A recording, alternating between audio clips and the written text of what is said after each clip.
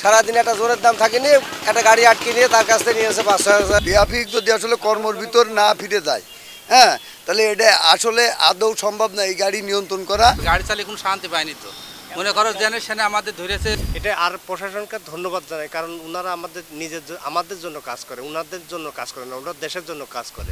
সড়কে প্রশাসনের সঠিক নজরদারি না থাকায় অবৈধ গাড়ি এবং বেপরোয়া গতিতে গাড়ি চলছে।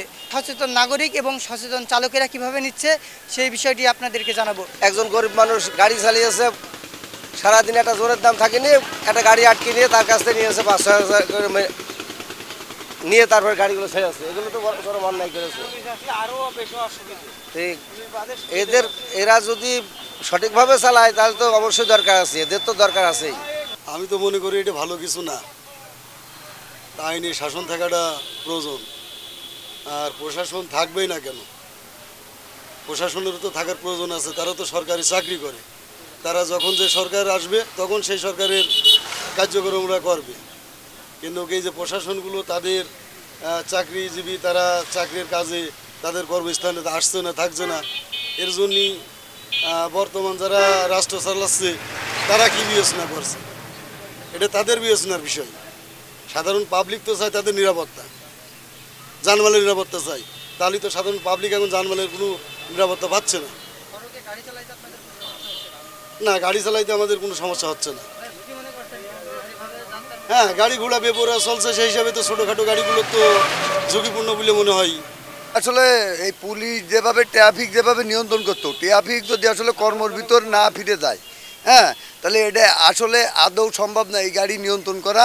কিংবা হলো এই ট্রাফিক পুলিশের পাশাপাশি হাইওয়ে পুলিশ যতবেলা রাস্তায় না আসবে ততবেলা এই গাড়িগুড়ি নিয়ন্ত্রণে আসবে না।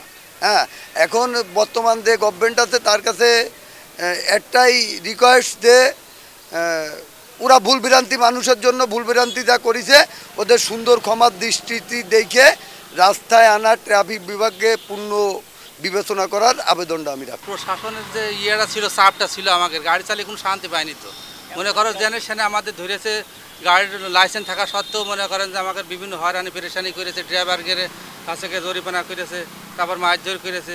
আর হাইওয়ে পুলিশ, তারপরে আপনার যে পুলিশ, যে কি ট্রাফিক পুলিশ, এদের চালাতে আমরা গাড়ি ঠিকরকম চালাতে পারিনি। চুরি চামার করে গ্রামগঞ্জের ভিতর দিয়ে গাড়ি চালাইছি। এখন তো আলহামদুলিল্লাহ আমরা অনেক ভালোভাবে গাড়ি চালাচ্ছি এবং মনের একটা স্বস্তি নিয়ে গাড়ি চালাচ্ছি, কোনো ভয় ভীতি নেই। আমার মনে হচ্ছে যে সামনে আমরা এভাবে যদি চলতে পারি, আমাদের দেশের যে অবস্থা আপাতত এখন মনে করেন আমরা স্বস্তির সাথে গাড়ি চালাচ্ছি, কোনো পেরেশানি নেই আমাদের। আসলে আপনার প্রশাসন আমাদের নিরাপত্তা দেয়, আর এর পাশাপাশি আপনার এই যে আমি যেভাবে সেফটি নিয়ে বের হয়েছি, এটা আমার নিজের পার্সোনাল সেফটি। আপনার আমার মাথায় যদি হেলমেট না থাকে, আমি একটা দুর্ঘটনা ঘটলে সেটা তো আমার ক্ষতি হবে। আর প্রশাসন থাকলেও আমাদের যেভাবে চলতে হবে ওইভাবে, না থাকলেও ওইভাবে চলতে হবে। কী কারণে? প্রশাসন থাকলে আমাদের একটা এই যে হেলমেটটা মাথায় নিয়েছি, এটা আমরা নিতে বাধ্য থাকতাম। আর আমি যদি এখন নেই, এটা আমার নিজের সেফটি, আর প্রশাসন আমার বাধ্য করতে আমার নিজের সেফটির জন্য। ঠিক আছে, এটা আর প্রশাসনকে ধন্যবাদ জানাই, কারণ ওনারা আমাদের জন্য কাজ করে, ওনাদের জন্য কাজ করে না, ওনারা দেশের জন্য কাজ করে। এই জন্য আমরা প্রশাসনকে ধন্যবাদ জানাই। সে আপনার এখনই হোক, আর আগে হোক, তার আগেরই হোক, যখনই হোক, প্রশাসনকে আমি এই জন্যই ধন্যবাদ জানাই। আপনার প্রশাসন না থাকলে এই যে বেপরোয়া আপনার গাড়ি চালায়, এটা স্যার আসলে আপনার তার জন্য ক্ষতিকর। কারণ আপনার একটা দুর্ঘটনা ঘটলে আপনার সে যেমন ক্ষতি হতে পারে, আরেকজন ক্ষতি হতে পারে, আরেকজনও ক্ষতি হতে পারে। এটা আপনাদের সকলের জন্যই আসলে ক্ষতি করে। প্রশাসন যদি আমাদের মাঝে থাকে, অন্তত যে গাড়ির স্পিডটা থাকে, এই স্পিডটা অন্তত আপনার থাকবে না। আপনার স্পিড থাকবে অন্তত মনে হয় তার সীমাবদ্ধতার ভিতরে যে থাকবে। এই জন্য আপনার মনে করেন যে প্রশাসন আমাদের মাঝে ফিরে আসলে আসলে আমাদের সবার জন্যই আসলে কাম্য বা হচ্ছে সাফল্য মণ্ডলী। বেপরোয়াভাবে গাড়ি চালানো, এটা তো রাস্তায় দুর্ঘটনা, বিপদ আপদের সমস্যার সম্মুখীন হতে পারে বা সমস্যা হওয়াটাই স্বাভাবিক।